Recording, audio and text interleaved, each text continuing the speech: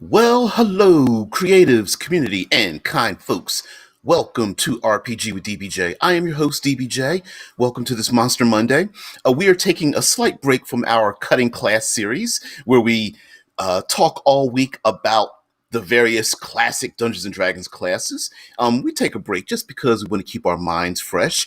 And this week, thought we'd talk about, well, hex crawling. And there's a reason why we're going to talk about hex crawling.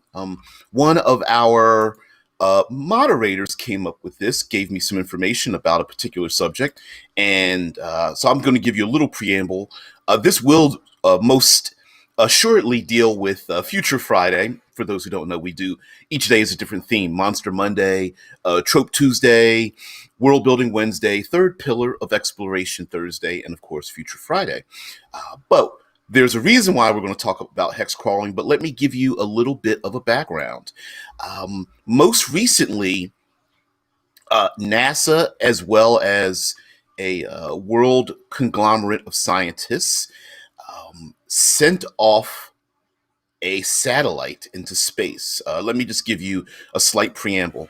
NASA's Origins Spectral Interpretation, Resource Identification, Security Regolith Explorer, better known as OSIRIS-REx, spacecraft unfurled its robotic arm Tuesday and in a first for the agency briefly touched an asteroid to collect dust and pebbles from the surface for delivery to Earth in 2023. And I thought we would talk about it in this context because it made me think about the idea of a exploring the unknown, and on a bigger context, what happens when a society goes out into the unknown and how it affects everything else. So yes, we today are going to talk about hex crawling, and I will give a slight historical context for the hex crawling, but furthermore, not just about hex crawling itself, but like why has it fallen out of favor a little bit, reasons not to be scared of it, and on a bigger picture, just embracing it more in our toolbox of gaming. Like why, for those who don't know how to use it or are afraid to or feel like it's daunting or only for the professionals to do or something. And also maybe many of you want to engage in a kind of hex crawl if you've never done so in our tabletop RPG. So yeah, Vince says, I don't have much experience with hex crawl. I just saw Tomb of Annihilation hex crawl part, which was pretty nice. So the this OSIRIS-REx satellite made me think about going out into the unknown. This I'm a little embarrassed because I'm a bit of a science nerd when it comes to things like that, and I had to be notified. It was late. I didn't know what had happened in real time, so I'm a bit embarrassed by it. But excuse me, I'm here to make amends for that, for my own psychology, and to do it in front of all of you guys. But okay, so slight historical context for hex crawling. So in the olden days, it's Gragnods back in my day. We had two types of graph paper, and maps were made with this graph paper. So one type of graph paper is your ubiquitous and very common squared, linear, horizontal, vertical lined graph paper. It was often these pale blue lines, and they were in squares. And back before there were 5-foot squares, they were considered 10-foot squares. And you can type in Google and look up plenty of pictures of maps using those squares, and those were usually reserved for dungeons. Yeah, and hexes, although not used quite as often, maybe half as much or maybe less. The hex was usually reserved for world maps. And if you take a look at a number of even digital assets, map making digital assets we have today, Incarnate comes to mind, or Incarnate comes to mind as one. There was a hex map. And many of these assets, you can just draw a map and then have a hex laid over top of it. But back in the day, the hexes actually had little tiny symbols you could draw or were placed into each hex. So you had like a broccoli spear for a tree. There was the heart monitor peaks and valleys for like mountains. There's the wavy lines for water. There was little tiny dust motes for sand, maybe little hash marks, vertical hash marks for scrublands or plains and that kind of thing. And each hex that represented something, plains, grasslands, swamps, mountains, or whatever, you would refer to a table, and that table would give you some random details and or encounters as you moved from hex to hex. And like Vince goes on to say, I use a kind of hex crawl for Astrocitus when exploring new systems. Hex crawling is absolutely positively been used for space travel, either plotting planetary locations or even using them as a space field map and moving miniatures on them. But anyway, he says my sensors usually only reach as far as the next planet or a similar point of interest, and so the players often just choose where to go next. I once read a fantasy book about a guy doing a hex crawl game and got sucked into it. They even had 6 cardinal directions because the world was based on hexes. That's a little too meta for me, but you know what? But yes, there were the idea of the hex was that you didn't have to travel. It was the easiest psychologically method of us understanding that you didn't have to go in a straight line, right? You could just look around you and do I want to go northeast or southwest or what have you. Now, on these hex maps, you did have locations that stuck out. They would either be numbered or you would have like a little castle building or a tomb symbol or something. But along the way, the hex crawl was a living, breathing adventure when you went from one place to another. And the reason why, Yep. Vince says they rolled on weather and neutral factions, etc. It was basically a huge war game with adventurers sprinkled in, and that's exactly what a hex crawl is. Um, the a hex crawl's like, hey, I need to go 6 hexes, and each hex has a distance about it. You could travel 3 hexes a day, or if you did a forced march, maybe you could travel. 10 to 12 hexes or what have you in a forced march. But the idea was that as you move through these locations, if you did a forced march and tried to move fast, that meant you weren't being as careful. So you might encounter far more, might have far more encounters along the way. And it was a bit of a resource management and resource drain kind of thing. Cameron says most DMs I've played with avoid hex crawls. I played part of the Tomb Annihilation hex crawl. The DM seemed bored with it, but was we as the players tried to spice things up. And so I'm here. We're going to talk about this because there's psychological baggage when it comes to a number of these things. Hex crawls really embracing the idea of random encounters. Okay. That's really big when it comes to a hex crawl. And random encounters, much like the hex crawl itself, has baggage attached to it because sometimes we as players come into a thing with the idea, the emotional baggage of the thing before we've even encountered it, right? Like, lots of people hate random encounter tables in the first place. And they're like, well, random encounters is stupid and it has nothing to do with my game. And, pouty mouth, foldy arms. This is stupid. Well, if you come into a thing that way, pretty much you're going to get the outcome. It's like the people who like watch hate a thing. Like, Star Wars is stupid. I'm never watching it again. Well, yeah, in the past, but none of that has anything to do with what is on the horizon, right? New writers, new directors, new storytellers. That comes with everything. It's just like eating a meal. You hated the meal, and then hating the next meal you haven't had yet. right? Like, if you go to a different restaurant that has a different meal, and then you go with your arms folded, well, I was at a different restaurant and it tasted terrible. This is stupid. Well, of course your expectation is going to play back. Jarl, what's going on? Jarl DM, I'm back. Been working late shift for the past few weeks, but I have a rare normal shift today. Oh well, glad you could spend it with a bunch of friends. Glad you, dude, your time's valuable, man. You ain't got to spend it with me, uh, with the rest of us anyway. But anyway, um, yeah, Vince says, I think the big problem with hex crawls is similar to open world video games. It doesn't really matter how big something is when there's nothing to do. The more hexes are just empty, the more boring it is. Hell's yes. Yeah. Now, you you are perfectly fine there, Vince. For those who do not know, this show is simulcast on Twitch, YouTube, and our own Discord server. So you may participate in the show in any of those methods. And yeah, Vince, you could type into the chat on YouTube. You're fine.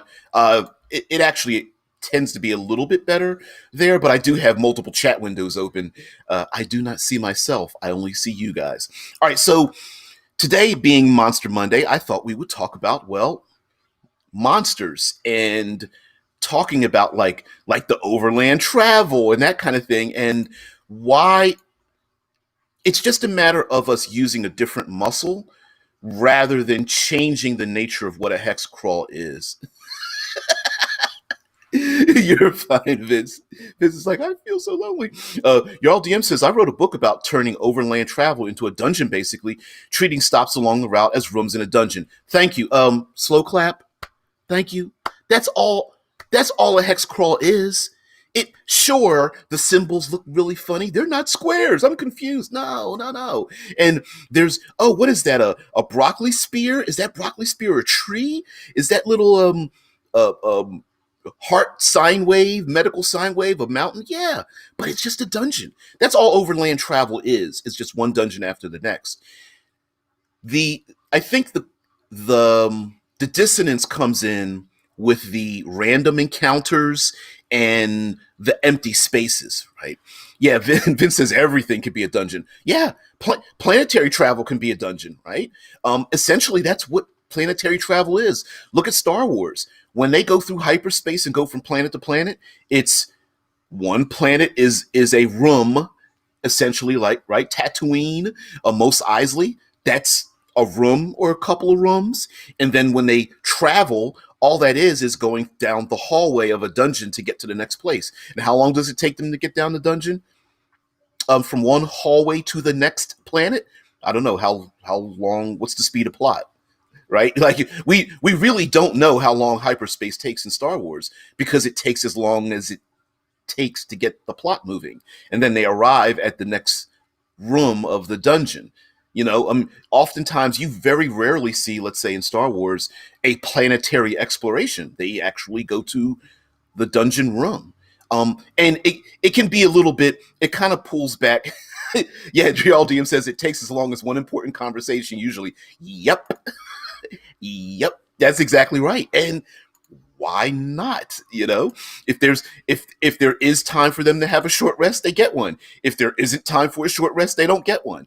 And so the same, I that maybe that's a little too meta, but the same can be said for the hex crawling part of your overland dungeon. Now, of course, that overland dungeon, there are things you might have to consider. For example, if your players have the ability to fly or teleport or have some method to circumvent some of your dangers, you might have to take that into account. But hey, if you're using Planescape is the exact same way, right? Uh, Cameron says giant bugs. I don't know about you, but when I use giant bugs, I get great results. Except for giant spiders, those are hit or miss for me. Baby's got giant spiders, exciting, but after that, it takes some work. Yeah, the here's the thing about the random encounters and the Vince brought up the boring part of the travel is that, first of all, why are we using the boring parts? Who Who says it's necessary to have a boring part of overland travel? What here's what overland travel is, and I want to I always bring up some kind of intellectual property, so forgive me, but that's my go-to. When we saw Lord of the Rings, all three of the movies, and we saw them running across the land of this world and these big, large vistas, right? Yeah, like your audience, well, skip them, right? Yeah, there's some sweeping shots, walking, yeah, right? Here's what's happening. We are being introduced to the world. So you don't need to have combat encounters, but as the people travel across your world, what you're really doing is you're introducing your players to your world. Um, if you want to include an Egyptological desert in your world and you want to introduce your players to the things they may see and feel in the world, then that means they'll pass an oasis. They'll pass giant scorpions with riders on riding their backs or something. They're going to pass under giant hawks or buzzards circling overhead. They're going to see Medusas, shrouded in pseudo mythological Egyptian headrests or something. They may see caravans of individuals riding camels or Bedouin style nomads, and that's it. If you want to info dump on your players, your world, and listen, that 30-page background for your world setting, no one's going to read that. Sorry, you might be the best writer. Your players aren't going to read a 30-page document on your setting information after you cut that 30 pages out of the 600-page novella that you wrote. They're not going to read it. But if they're traveling through your world, that's where you sprinkle in all your flavor. That's when you do it. Anyway, Jarl DM says they always land exactly where they need to be, finding a specific person, a whole planet without issue. Talking about Star Wars, yep, they sure do. Right, that's the next room of the dungeon. you know, Vince says, I mean, the big difference between a normal dungeon and such. I think you're considering overland dungeons is that an open dungeon is a bit harder for the DM because the players could just skip some encounters by walking around them. Right. Well, and here's the thing: skipping an encounter. Let's get a little bit meta here as well. If your players skip an encounter, that just means you stick it in your back pocket. A skipped encounter is improv fuel for later. If you wanted to have an encounter with a tribe of ogres and you thought this would be really cool to have this interesting encounter with ogres and your PC skip it, stick it in your back pocket and use it later. Yeah. Just use it later. That's where when some people claim that I don't know how to improv, the greatest improv DMs are literally just the greatest improv DMs are prep DMs that have unused material that's just piled up over days, weeks, years. For me, decades. That's all that is. That's there. There's no. It's like it's a comedian that has unwritten jokes that they haven't used on stage, or they start bombing. Like Vince says, bingo. That's how I improvise. Yeah, it's when a comedian bombs, they've got like 30 jokes in their back pocket. And they're like, F this crowd, I'm not using it for them. But guess what? They get on a talk show and they pull out some great stuff and they're like, how'd they come up with that off the top of their head? They didn't. It was just unused material. And sometimes that unused material might not even be fleshed out. You wrote something for your Star Wars campaign, but you never used it. You file off the serial numbers and you throw it into your hex crawl and you're done. Jarl DM says one of my favorite encounters is the Argonath, the giant statues. It's enough to see an interesting thing that can prompt roleplay. Yeah, statues, an encampment that looks like it was recently vacated, a dead carcass of an animal, a evidence of tribes that have made like bungee stick filled pits with poison in them, or the remnants of a battlefield, or a toll road, or travelers heading in the opposite direction, or those bandits on the road might accidentally give off some information, and the role playing part of it too. Hey, they just happen to be merchants heading in the opposite direction, and they go, "Hey, you shouldn't go there. I hear there them be trolls." Boom, info dump, easy, right? And then of course your players can do things. They can rob, steal, kill. They can befriend, make friends with the factions. Vince also brought up the faction idea, which is where we're going to go today on our hex crawling idea. At least on Monster Monday for today, we're going to talk about factions and the flow and ebb of a hex crawl as a way. Uh, Vince says, yeah, that is what Numenera is all about. Just drop a ton of interesting things, but don't explain it right away. Hint at important stuff. And in many ways, with the hex crawl, what you do really, instead of dropping one, hitting them with the clue stick, you'll have, I would suggest having 4, 5, 10 different clues. You drop them into the world and see which ones the PCs, like hooks them in the jaw, and then whichever one hooks them, that's the one you go with. And then this is a weird thing to say, you sandbox the world. The minute they grab a hook, they will self-motivate, they will motivate themselves into a railroad down that hook. So if your PCs are into espionage, and you drop an espionage hook, now you can then narrow focus the world. But here's another thing as well that I think is overlooked when it comes to a hex crawl. A hex crawl is very much like traveling on a boat. So ahead of you, you have very calm seas, and your boat is moving forward along the sea. But behind you is a wake. And it's not just as important to have an open sea ahead of you to look ahead into the unknown, but to pay attention to the wake you leave behind you. And the wake is the part that when your players go through the hex, to understand that their input means that every hex they touch may have an impact in the future as they move forward. So, for example, if they pass by that swamp with the lizard men, and let's say they diplomats their way past the lizard men. Let's say they barter with the lizard people. They don't get in a fight. They walk past the lizard men. They go on to the next hex.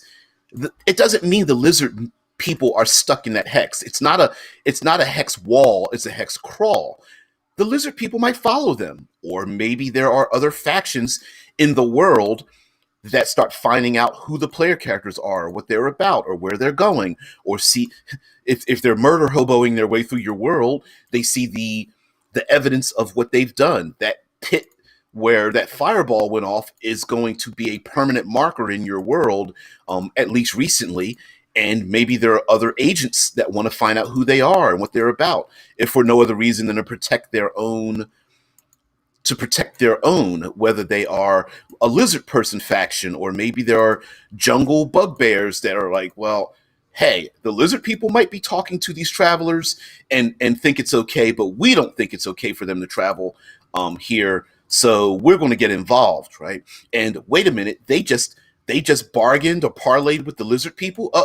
Who are these outsiders? So the actions and reactions of the agents in your world, I think, is quite important. Vince says, yeah, in an open world game, you don't prep what happens when you don't prep what happens, just what is there to begin with and how they react. Right. So, for example, in your world, let's say the lizard folk are neutral, the bugbear folk are savage and brutal, and the fey sprites are like helpful. Okay, so then you just react or react on what they are. So if the PCs attack the lizard folk, they're like, well, we were neutral. We're not neutral any longer, Vince says, you basically play with yourself. Stars Without Number does this brilliantly. I like to play with myself. And in tabletop RPGs, by rolling on various tables and things and coming up with great ideas. And of course, the world should act and react. So it's not just the unknown ahead of them, but it's the wake of interaction and experience behind them. Did they desecrate a tomb? Well, maybe there are agents out there. Yeah, exactly, Vince. I made my own meme. Uh, anyway, so did they desecrate a tomb? Are they hacking and slashing their way and burning their way through a jungle? Did they trade, spices or salt with a that Bedouin style tribe or something like that? And so it's a matter of when they get yeah, hell's yes, y'all, hell's yeah, yeah. That needs to be a political poster. I play with myself, and you can too. I approve this message. Cameron says, "Oh man, I think we all just need to sit in a circle and just hold hands on this one." Or Vince, should I say, I like to play with yourself? Cameron says, "Are cannibals best when the players are warned about them, or are they best when they are a surprise?" I want to get the optimum oh crap out of my players. Okay. So, I think it's a misnomer in the tabletop um, RPG community that secrets and hiding things is the best, and that's not always the case. I agree with Vince here, where he says vague foreshadowing is always nice. Finding bones with bite marks is scary. You know, jump scares in movies are fine, but they're cheap. But having tension build by not knowing what's out there, but giving a clue as to what is out there, I think is the best bet. Not only that, but the meta part of it as well is not every person likes being surprised, like surprises. Okay, so if the players know, let's go with the bite marks on bones, okay? If the players know that there's bite marks on bones, then they know that there's something horrible out there that's flesh eating. And so when the players encounter it, they don't feel like you tricked them into encountering something they didn't want to, right? Whereas if you keep something secret and the players are like, "Oh, well, we diplomanced our way past three tribes. Here's a fourth one," and then all of a sudden, there is no way for them to parlay with them. They just start trying to eat and bite at them. Then you may have convinced them that they could talk their way through the adventure, and then you went, "Ha ha! No, you can't." And then and then you try to flip the script on their expectations. And so as a meta, I would say don't hide things. Let them know. Now, what you want to do is build that tension, though. I like the idea of building tension because you may not know what the hell's going on. Yeah. Y'all DM says horror in an RPG is mostly about players buying into the fear and tension. There's only so much you can do as a GM. Yeah, the players need to buy into it. That's a session zero thing as well. Like, as GM, listen, I'm going to drop some clues. Some of the clues might be red herrings, others might be real. Just let them know up front. Hey guys, I'm going to hit you with the clue stick. Just be aware. And if your players are like, "Oh, I love detective work and investigation. I love being scared or impressed or surprised by things," and just talk to your players. It's Mofa. What's going on there? Says not to derail, but since Stars Without Number was mentioned, Kevin Crawford just launched the fantasy version on Kickstarter. Worlds Without Number. Ooh, just launched. It's probably going to be funded.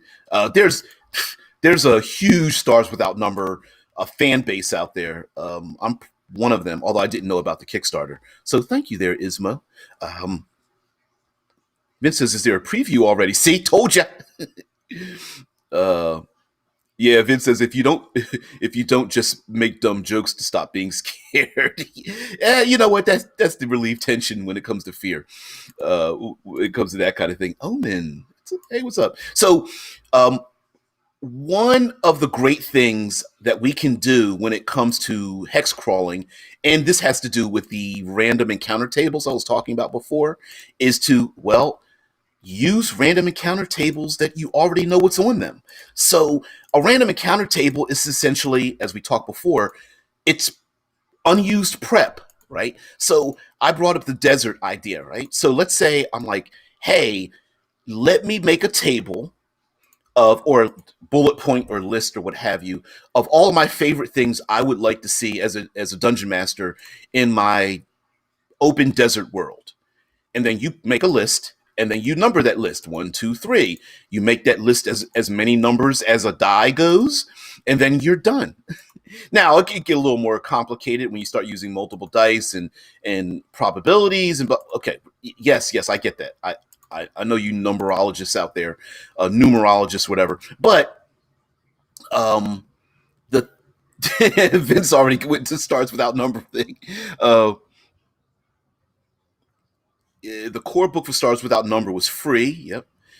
He says he won it through $33,000. He got $149,000. Yeah, I was going to say, yeah, it's. I was going to claim that it's already funded, but I didn't want to. I didn't want to to do that live.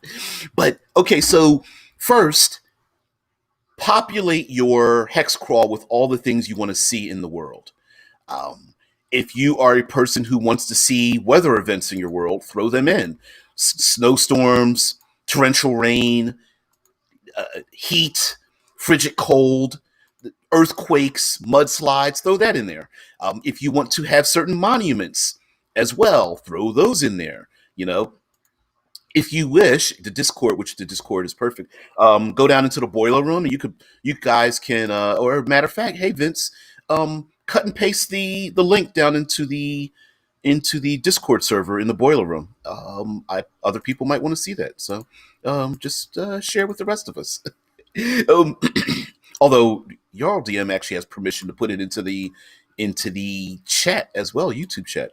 So the the other thing to as well is the going back to the info dumping. If you want to put undead in your world, and there's a threat of the undead um, uncovering from the blast, deep down in the sands of your desert world, and when the sands blow and the sandstorms come in, it's followed by a legion of undead or something like that. Thank you there very much there, Jarl. Then put that in the world as a random encounter. Now, some people consider random encounters to be resource drainers, and in many ways they are, but let me give a little bit more detail on this. And this actually had to do with dungeon crawling as well as hex crawling. Random encounters were designed as tension timers.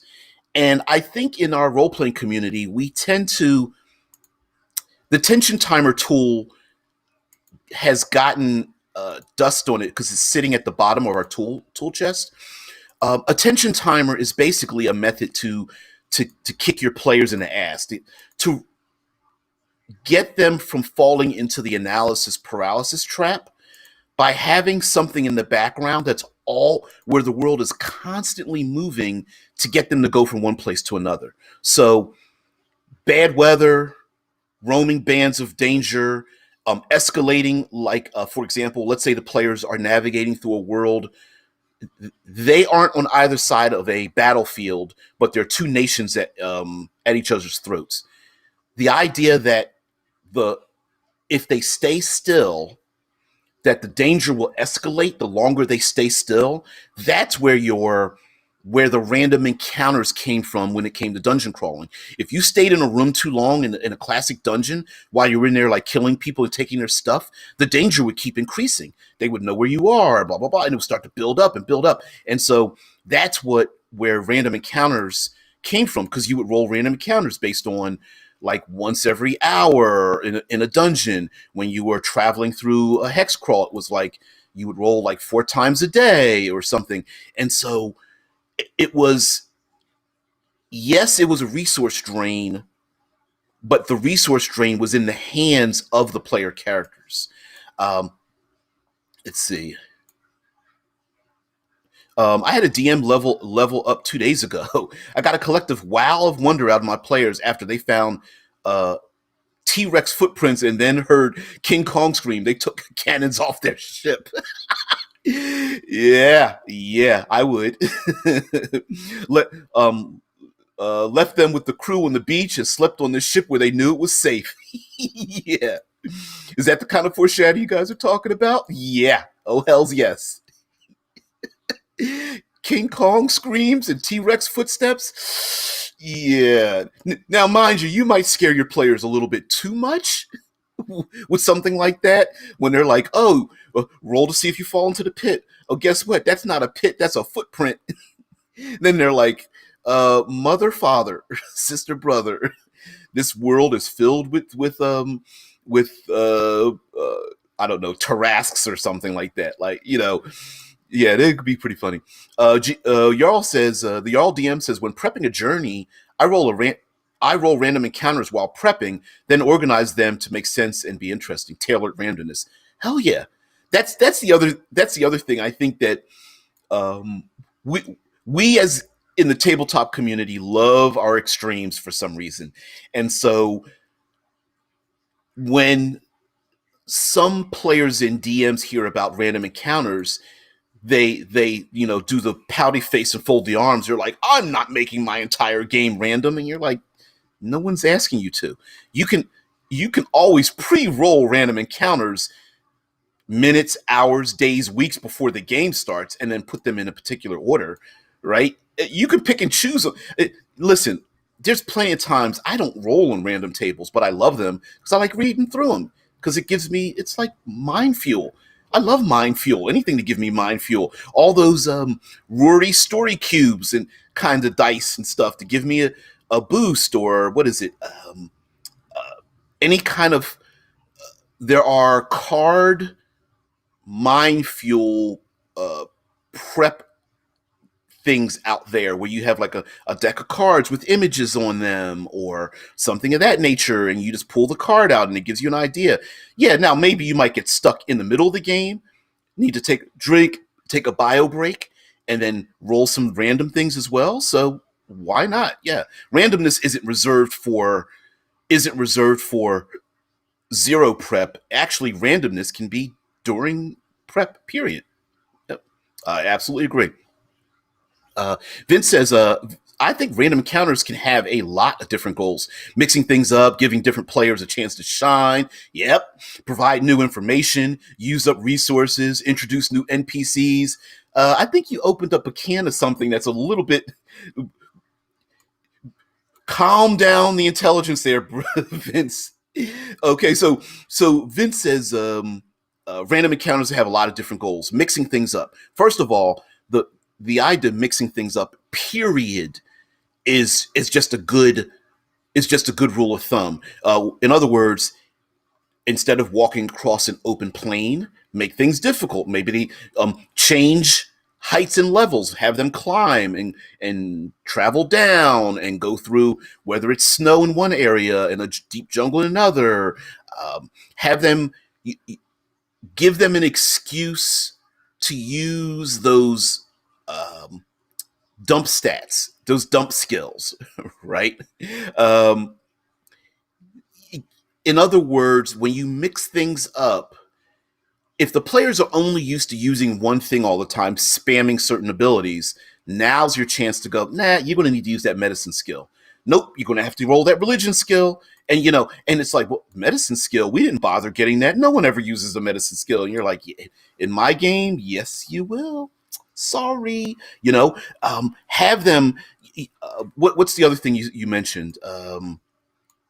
Giving different players a chance to shine. Okay, in one encounter, maybe it's important for people to diplomance their way through it. Charisma checks anybody, persuasion, maybe even performance. All right, sorry, barbarian, it's not your chance to shine. Maybe it's necessary to sneak past that tribe of ogres that you wanted to have an encounter with, and instead they sneak around them. Okay, again, back pocket fuel, and they get to sneak around, or maybe there's a need to use that sleight of hand skill to reach down into that very narrow crevice to find a bit of jewelry left there by nobles that were forced out of their homes that had to travel through the wilderness. And here's one piece of evidence that you're on the right path to find the noble family that was in exile, and you found a ring that was only in a crevice only wide enough to stick your fingers down in.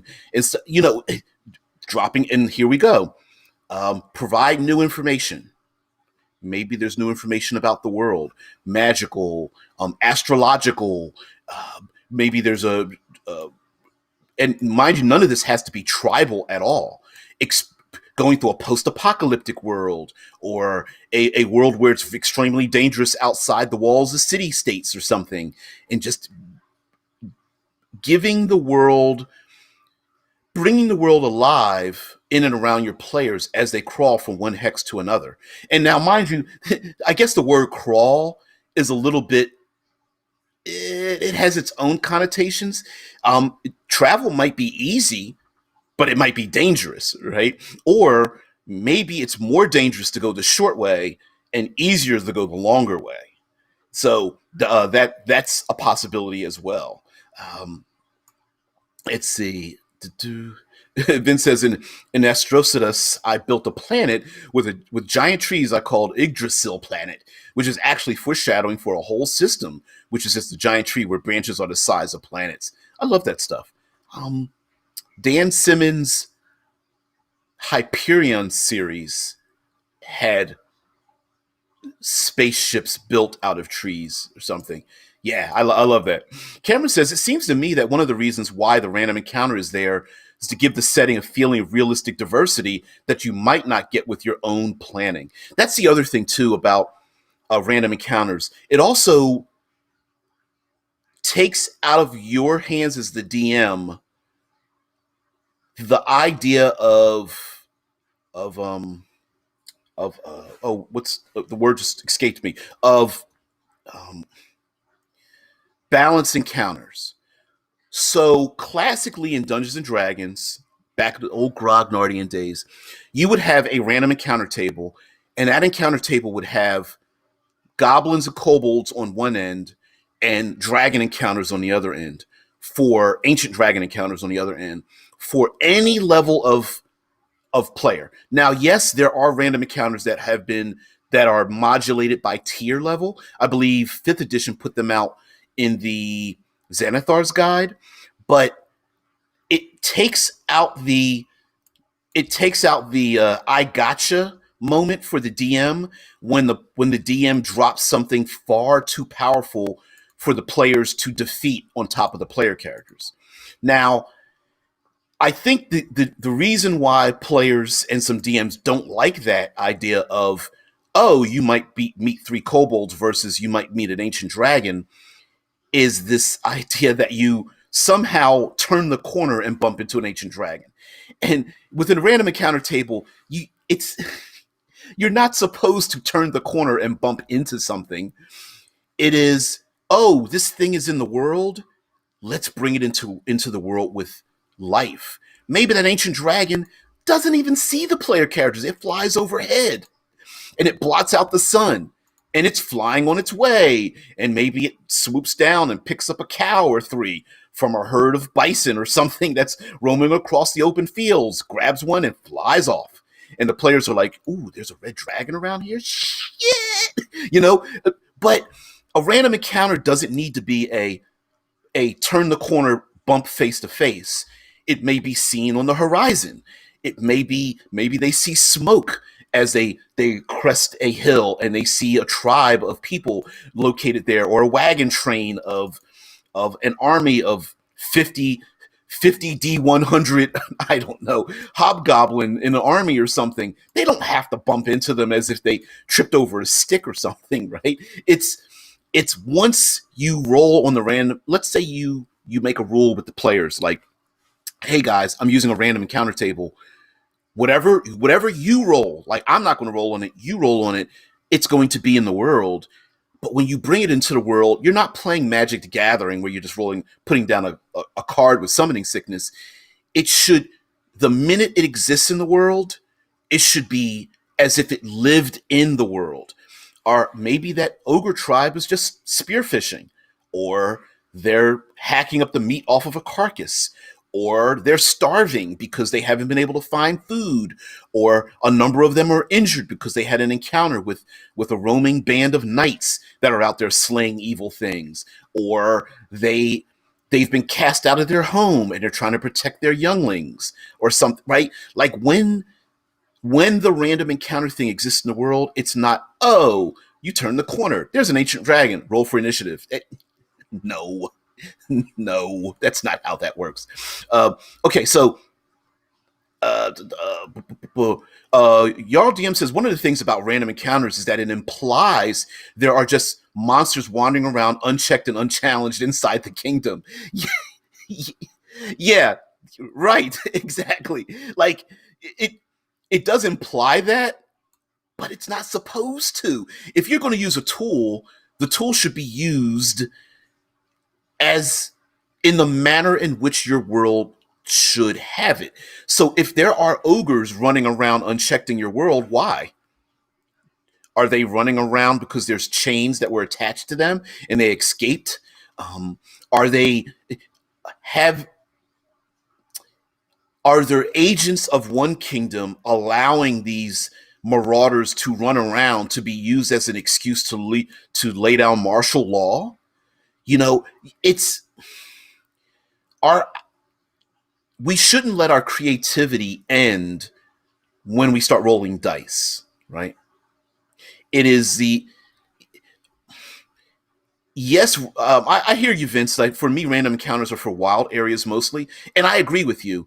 Although you can have a random encounter inside of a city, but my feeling is that a random encounter should be as appropriate as to the region that they're in. If you have a region that's highly um, patrolled by a kingdom, the random encounter would be finding patrols.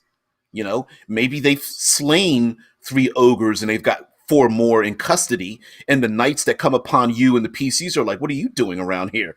What are you doing wandering around? You guys are the wandering monsters, not us." Right? So, yeah. As Mofa says, last two games I was running, I used random encounter tables. Okay. They rolled up some evil high level Fae. Rather than just go to combat, I had them come across a clearing with a fully stocked dinner table just sitting there. They chose to go around it.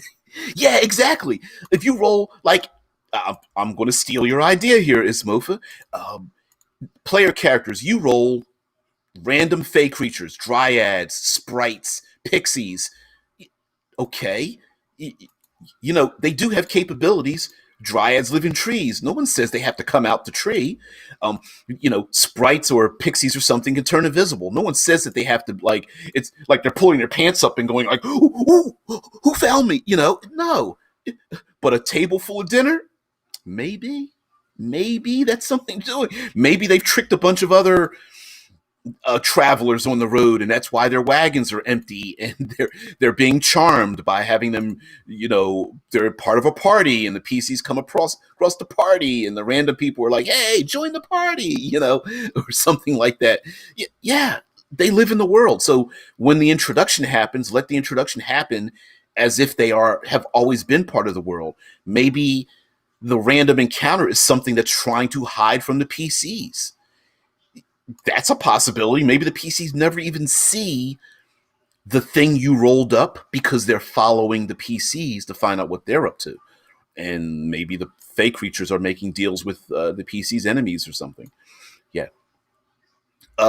Vince says, yeah, in civilized areas, it is hard to justify random monster battles without having to explain why normal people still exist with all those goblins, ogres, and stuff roaming around.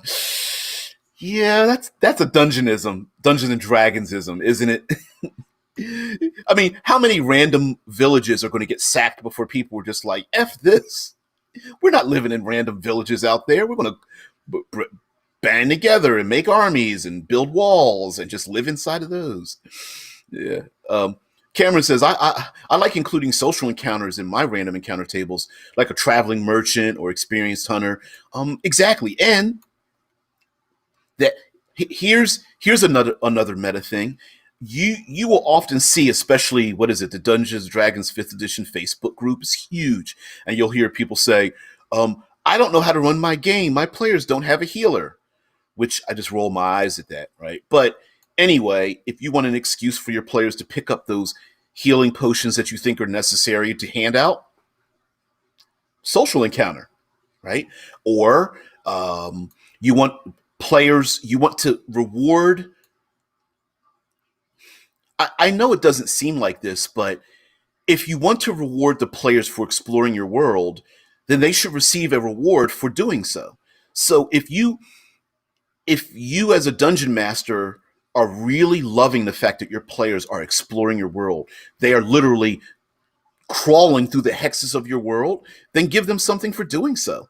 Hey, maybe they learn, maybe they make a deal with those lizard folk to get through the swamp without having to suffer too many encounters with parasites and diseases. Plug, go get Wetlands over at Drive Through RPG. Unplug.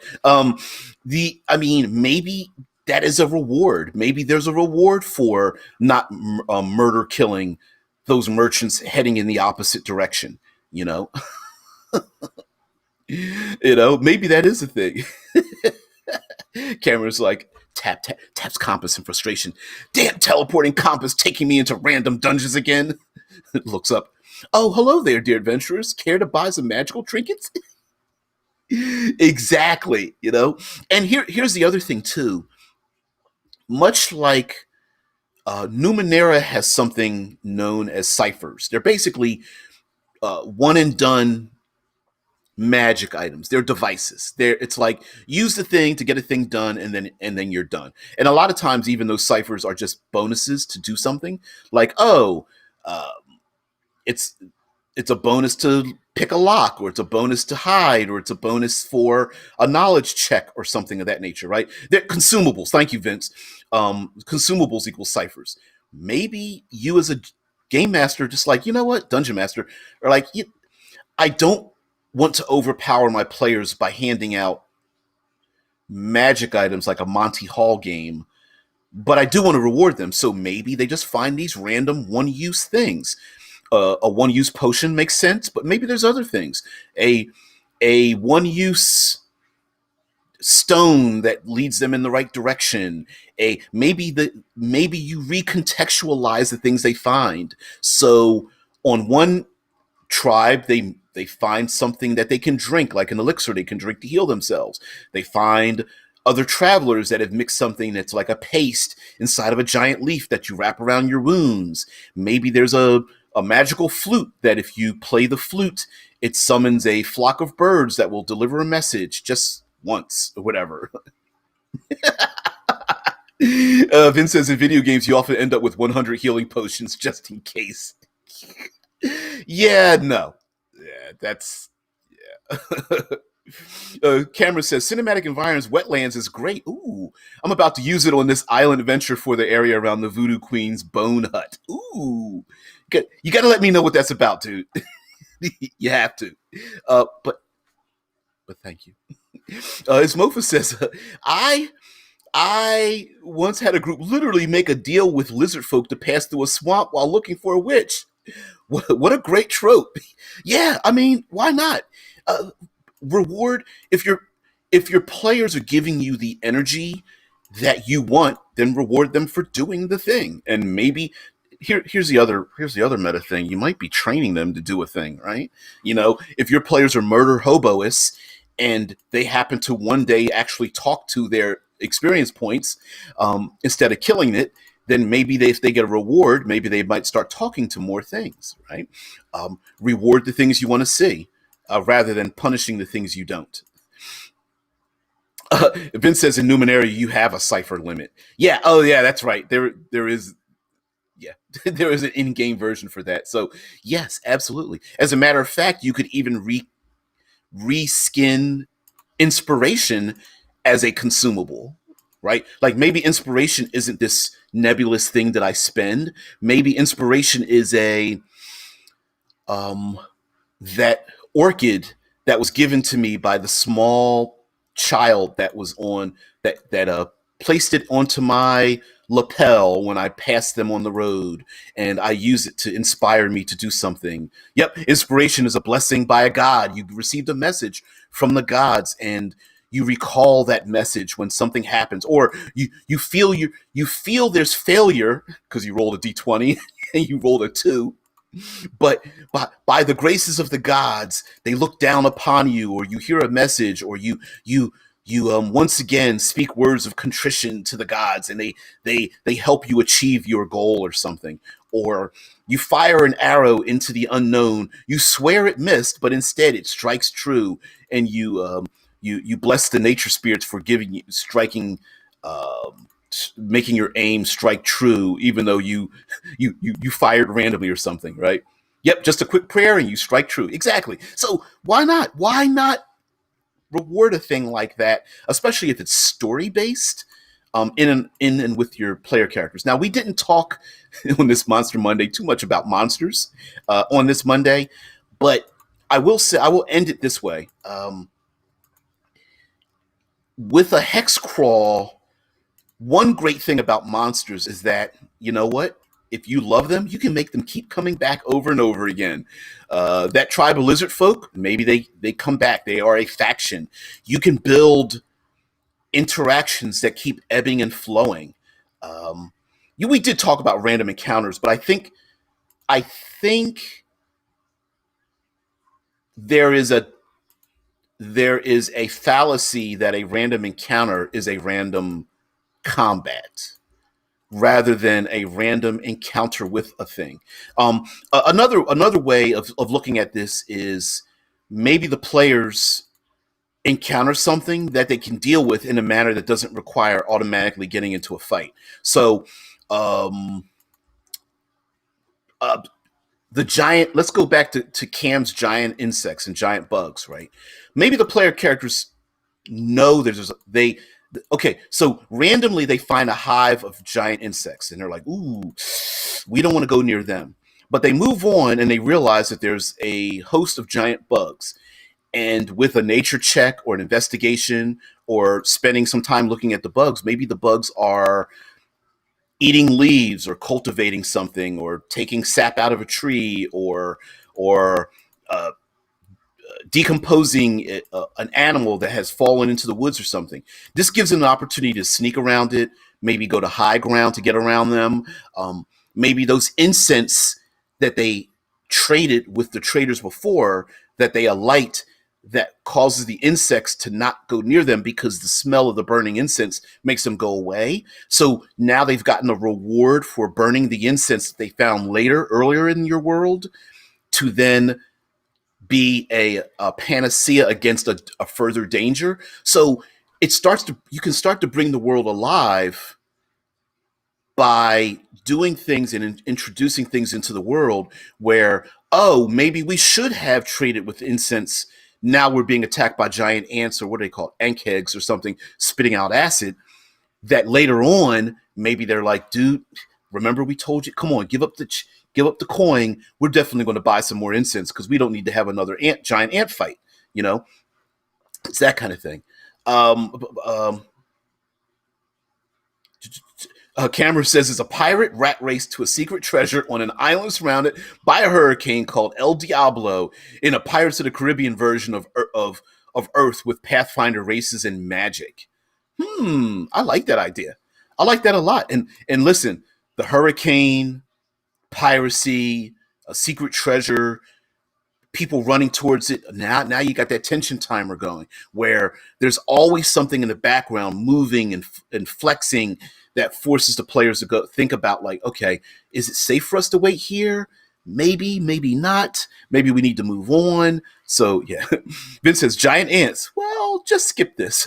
Then you encounter a giant tree blocking the path with its branches. Just attract the ants and let them take care of it. Oh, yep. I love that idea. Yep. Attract the ants. What is it like? I don't know. What's maybe some kind of nectar or honey or something sweet. You squirt it all over the tree and let the ants just decompose the tree. Yep. The honey trail. Yep. Why not? Why the hell not? So anyway, this week we're talking about the hex. We're talking about hex crawling. So not just the hex crawl, but what do we do during our hex crawl? Where are we going? How do we incorporate into?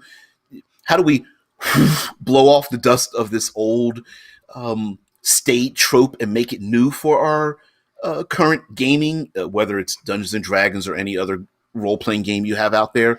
And so, yeah, tomorrow's Trope Tuesday. We're going to talk about lots of tropes. We've been talking about it today. We will talk about even more of them in the future for Tuesday. And of course, we have World Building Wednesday, where we are honestly, there's already a world built around this.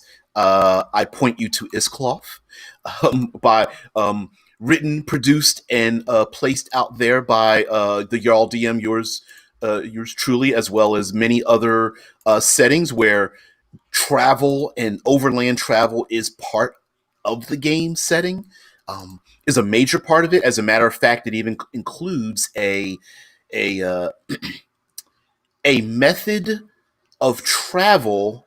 I'm going to say in parody to say Star Trek. I know that seems odd, but basically traveling overland by each person picking a role to play when overland traveling, like navigating or being like the quartermaster or handling supplies or making an encampment or being a scout or something like that. Yeah.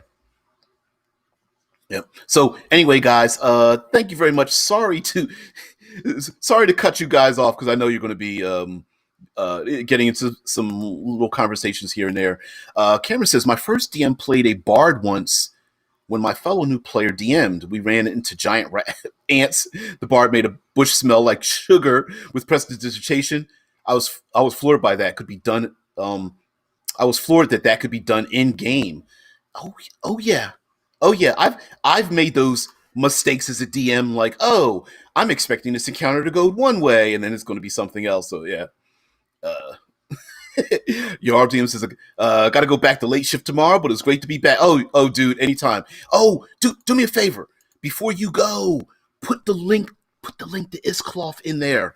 Please drop it in, guys. Check it out, please, please, please. I will wait until you do so. Yeah, Vince says I stop prepping a solution. The players will find. Yep, stop prepping solutions. Just make problems. Let them figure it out. I bring up the classic rope bridge. You've got, I don't know, 500 stone tonnage or something. There you go. There it is. Y'all guys, check it out. No problem there, dude. Yeah. Click the link to Drive Through RPG. I know the link looks like it cuts off a little bit on the end, but check out Iscloth and check out Jarl DM's channel as well. Lots goes back years of live play, actual plays in the development of that setting. So I suggest you guys do so. Anyway, guys, thank you very much. Again, yep, making those problems don't make solutions. We are bringing new light to the hex crawl, and maybe even pulling back the curtain a little bit for the meta version, meta materials that come about from hex crawling and why we do it. So thank you very much. Thank you very much for being part over there on Twitch there, Ismofa. Guys at YouTube and, of course, the Discord server. Please join this Discord server as well. Vince, you won't be able to join. Vince, thanks very much for popping in again. Yeah. Please do check it out. It is a highly modified version of 5th edition Dungeons and Dragons, but very brutal. You have to see it. You have to see it. Yeah, Vince, thanks for spending your time, man. You guys have your time is valuable. I'm glad you could spend it here. I hope you're able to leave with just a little bit of change. Guys, have a great one. I will see you later. Bye. I'll check you out now. See you tomorrow. And here I go, ending the